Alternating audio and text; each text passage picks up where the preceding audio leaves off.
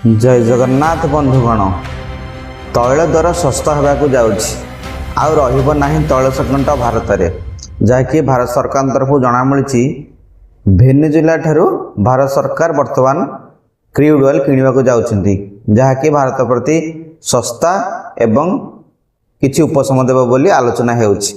आजिर video रे भेनेजुला ठारू तैल किणिले कौन भारत को लाभ हम केते दिन पर्यंत लाभ हम यह सर्ट टर्म पीरियड पर ना लंग टर्म पीरियड पर यह विषय पुंखानुपुंख आलोचना करा जिवो।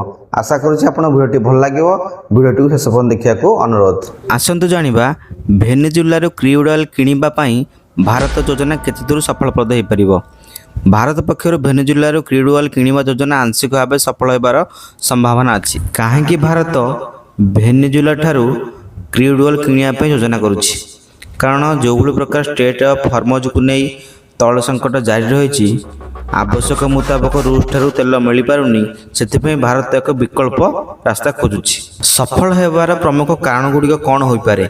सस्ता तेल भेनेजुला ठारू साधारणतः डिस्काउंट रेट रे मिल पारिबो। भारत रे थिबा refinery company Reliance industry BPCL जेगुड़िया कि हेवी क्रूड प्रोसेस करि पारे जो कि यह किसी उपशम दे पारे। एनर्जी रिलेटेड मिडिल ईस्ट रे रूसिया पर संपूर्ण निर्भर करने भारत चाहूनी केउठी समस्या पूजी पारे यूएस सैंक्शन रिस्क भेनेजुला पर अमेरिकार प्रतिबंधक केबे भी लागि परिबो ता कहिबो नाही। यह भारतर ऑयल इंपोर्ट्स को प्रभावित करि पारे।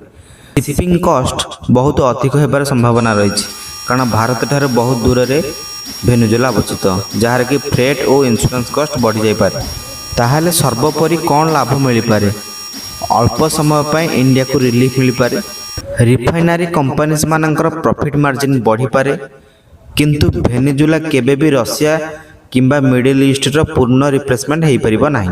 आपण माने कौन भाबुछंती भेनेजुला ठारे क्रूड ऑयल क्रय करिबा भारत पय प्रॉफिटेबल हबो ना लॉस हबो?